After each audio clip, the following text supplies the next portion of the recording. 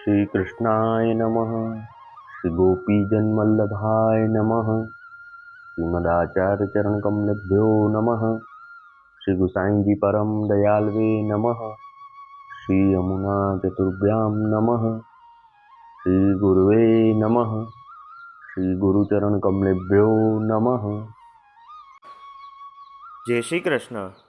अब श्री गुसाई जी को सेवक एक म्लेच्छ હતો, महावन में रहतो। तिनकी वार्ता को भाव कहत हैं। भाव प्रकाश, ये तामस भक्त हैं। लीला में इनको नाम गोहनी है। ये श्री ठाकुर जी के पाछे पाछे फिरती है, ऐसी स्वरूपासक्त है। ये भामा सखी माधुरी है, ये प्रकटी है, ताते उनके भाव रूप हैं। सो एक दिन गोहनी श्री ठाकुर जी के पाछे पाछे वन में गई। तहाँ श्री ठाकुर जी ने इनको देखी। सो श्री ठाकुर जी गोहनी सो कहे, जो गोहनी तू श्री दामा को बेगी बुलाई ले आऊ। तब गोहनी ने श्री ठाकुर जी सो कहो, जो महाराज मोते आपको वियोग सयो जात नाही, ताते आप और काहू को पठाओ तो आछो।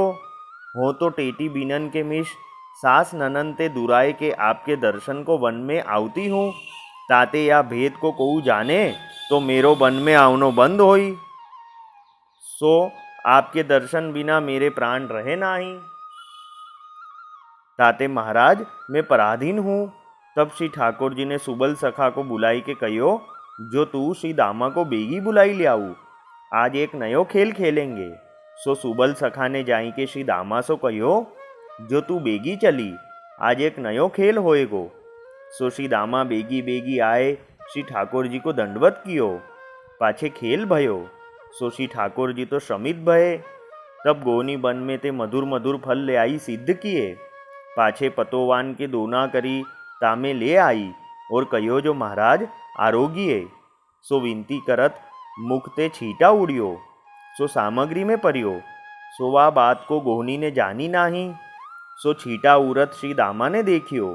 तब श्री दामा ने गोहनी ते कहो, जो दारी तू अपनो झूठो श्री ठाकुर जी को अरोगावती है, जा म्लेच्छ योनि को प्राप्त होऊ। तब गोहनी डरपी के श्री ठाकुर जी सो विनती करन लागी, जो महाराज हूँ तो जानी नाही, सो मेरो अपराध क्षमा करो। तब श्री ठाकुर जी ने कहो, जो अनजानते अपराध भयो, पर ये श्री दामा की बानी मिथ्या कैसे होई, ताते म्लेच्छ योनि तो प्राप्त होएगी, पाछे तेरो बेगी ही उद्धार होएगो। सो वह महावंते उरे कोस 20 पर एक गाम है, तहाँ एक म्लेच्छ के जन्म्यो। सो ये बरस 18 को भयो, तब या के माता पिता मरे। ता पाछे वह म्लेच्छ के एक काका हतो, सो महावन में रहतो, सो ताके घर आई रह्यो। अब वार्ता का संक्षिप्त सारांश हिंदी में। अब श्री गुसाई जी के सेवक एक म्लेच्छ जो महावन में रहते, ये तामस भक्त हैं। लीला में इनका नाम गोहनी है। लीला में ये श्री ठाकुर जी के पीछे पीछे घूमती है। तो एक दिन लीला में श्री ठाकुर जी के पीछे पीछे वन में गई। वहाँ श्री ठाकुर जी ने इनको आज्ञा दी कि गोहनी जा श्री दामा को जल्दी से बुला ला। तब गोहनी ने श्री ठाकुर जी से कहा कि महाराज मुझसे आपका वियोग नहीं सहा जाएगा, इसलिए आप किसी और को श्री दामा को बुलाने भेजो। मैं तो यहाँ टेटी बीनने के बहाने से सास ननन से छुपकर आपके दर्शन के लिए वन में आती हूँ, और ये भेद और कोई को पता चलेगा तो मेरा वन में आना बंद हो जाएगा, तो आपके दर्शन के बिना मेरे प्राण रहेंगे नहीं। तब श्री ठाकुर जी ने सुबल सखा को आज्ञा करी कि श्री दामा को जल्दी बुला के लाओ, आज हम नया खेल खेलेंगे। तब सुबल सखा जाके श्री दामा को बुला के लेके आए। तब श्री दामा ने आके श्री ठाकुर जी को दंडवत करी, फिर खेल हुआ। तब श्री ठाकुर जी श्रमित हुए। तब ये गोहनी वन में से मधुर मधुर फल लाई थी, वो सिद्ध करके दोना में लाई और श्री ठाकुर जी से अरोगने की विनती करी। तब विनती करते समय मुख से छींटे उड़े और सामग्री में पड़े। ये गोहनी को पता नहीं चला, पर ये छींटे उड़ते हुए श्री दामा ने देख लिए। तब श्री दामा ने गोहनी से कहा कि तू अपना झूठा श्री ठाकुर जी को अरोगाती है, जा म्लेच्छ योनि में जा। तब गोहनी तो डरी और श्री ठाकुर जी से विनती करने लगी कि महाराज मुझे तो पता भी नहीं था, मेरा अपराध क्षमा करो।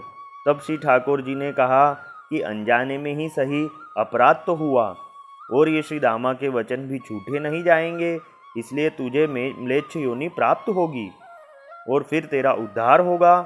तो इनका जन्म महावन से 20 कोस दूर एक गांव में हुआ, एक म्लेच्छ के घर हुआ। तो जब ये 18 बरस के हुए तब इनके माता पिता मरे। तब ये इनके काका के पास महावन में रहते। वल्लभी वैष्णव सदा सुहागी, जो श्री वल्लभ शरणे आवे सो पूरण बड़भागी। गल तुलसा की माला सोहे भाले तिलक रसाला, तापर वल्लभी मुद्रा सोहे मुख बोले गोपाला। तन मन धन वैष्णव पर वारू गाँव श्री गिरधर लाला, आज सभा में पूर्ण रहत हैं सूरदास नंदलाला। वल्लभी वैष्णव सदा सुहागी।